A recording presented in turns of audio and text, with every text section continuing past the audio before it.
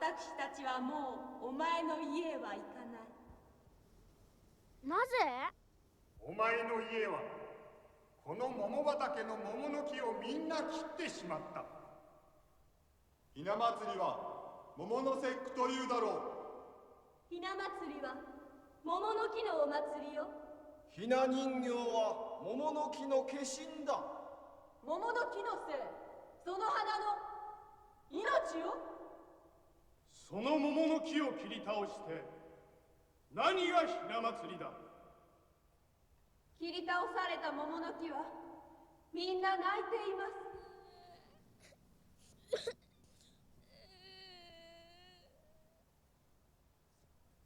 今さら泣いても仕方がない。この子を責めるのはよしましょう。この子は私たちが切られる時泣いてくれた。切ってはダメだと泣いてくれたのよ。桃が食べられなくなるから泣いたんだ。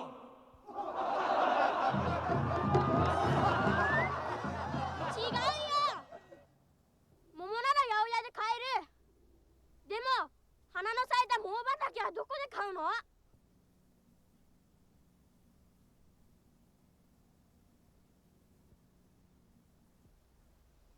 僕はここが好きだから。花の咲いたこの桃畑が好きだから。それが切られてもう見られなくなるのが悲しくて泣いたんだ。